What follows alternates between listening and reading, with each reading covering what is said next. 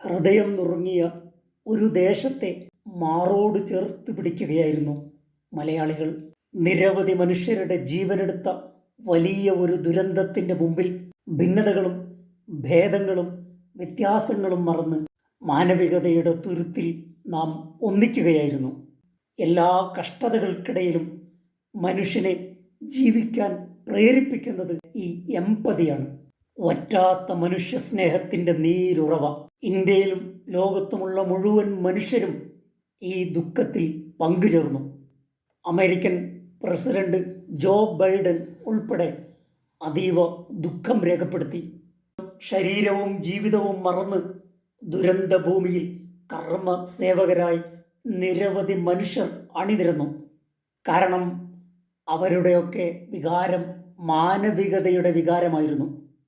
ദുഃഖത്തിലും ദുരന്തത്തിലും പ്രതീക്ഷയുടെയും സന്തോഷത്തിൻ്റെയും ആഹ്ലാദത്തിൻ്റെയും കാഴ്ചകൾ സമ്മാനിക്കുന്ന നിരവധി കഥകൾ വയനാട്ടിലെ ഉരുൾപൊട്ട് ദുരന്തത്തിലും നാം കണ്ടു.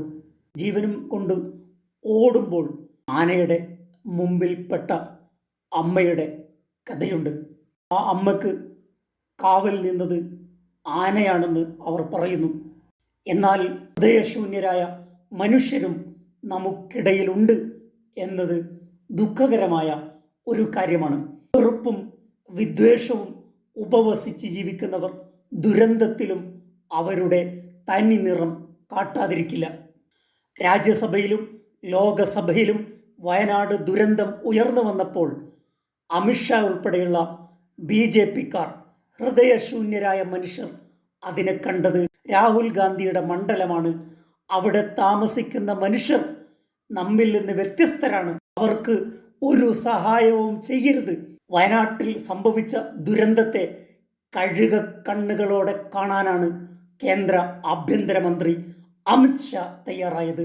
വയനാട് ദുരന്തത്തിൻ്റെ ഉത്തരവാദി കേരള സർക്കാരാണെന്ന പച്ചക്കള്ളം രാജ്യസഭയിൽ അവതരിപ്പിക്കുക വഴി വയനാട് ജില്ലക്ക്, രാഹുൽ ഗാന്ധിയുടെ മണ്ഡലത്തിന്, അവിടെ താമസിക്കുന്ന മനുഷ്യർക്ക് ഒരു സഹായവും കിട്ടരുത്, ഞങ്ങൾ തരില്ല എന്ന യുദ്ധപ്രഖ്യാപനമാണ് അമിത്ഷാ രാജ്യസഭയിൽ നടത്തിയിരിക്കുന്നത്. പച്ചക്കള്ളമാണ് രാജ്യസഭയിൽ ആഭ്യന്തരമന്ത്രി പറയുന്നത്. പ്രോട്ടോകോൾ പ്രകാരം മുന്നറിയിപ്പ് നൽകേണ്ടത് കേന്ദ്ര ഏജൻസികളാണ്. ഉരുൾപൊട്ടലിന് കാരണമായ അതിതീവ്ര മഴ കാലാവസ്ഥ വകുപ്പോ ജിയോളജി ഡിപ്പാർട്ട്മെൻറ്റോ പ്രവചിച്ചിരുന്നില്ല.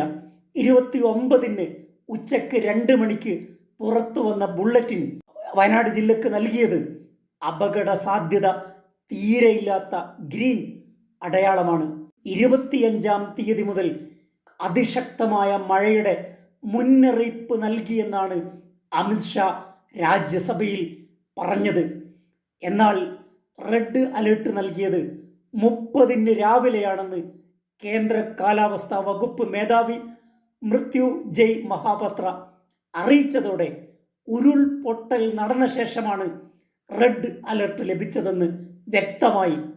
രാജ്യസഭയിൽ ഈ കളവ് ആഭ്യന്തരമന്ത്രി അമിത്ഷാ പറയുന്നത് BJP-യുടെ വിദ്വേഷ രാഷ്ട്രീയത്തിൻ്റെ പേരിലാണ്, കേരളത്തോടുള്ള കുടിപ്പകയുടെ പേരിലാണ്. മാപ്പർഹിക്കാത്ത മഹാപാതകമാണ് കേന്ദ്ര ആഭ്യന്തരമന്ത്രി കേരളത്തോടും ദുരിതമനുഭവിക്കുന്ന ജനതയോടും ചെയ്തത്.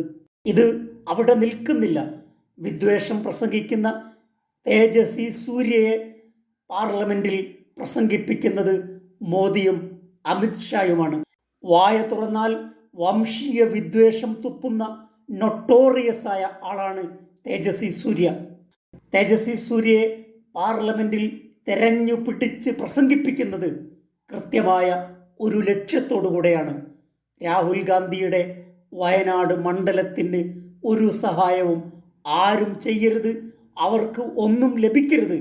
ഈ ദുരന്തത്തിൻ്റെ ഉത്തരവാദികൾ അവിടെ താമസിക്കുന്ന നിസ്സഹായരായ മനുഷ്യരാണ്. കേരളം ഭരിക്കുന്ന ഗവൺമെൻറ്റാണ്, രാഹുൽ ഗാന്ധിയാണ്, കോൺഗ്രസ് ആണ്. ഇതാണ് തേജസ്വി സൂര്യ പാർലമെൻറ്റിൽ പറയാൻ ശ്രമിച്ചത്. വെറുപ്പിൻ്റെ, വിദ്വേഷത്തിൻ്റെ അപരവൽക്കരണത്തിൻ്റെ ഒരു ക്യാമ്പയിൻ അമിത്ഷായും BJPയും നരേന്ദ്രമോദിയും എപ്പോഴും നടത്താറുള്ളതാണ്.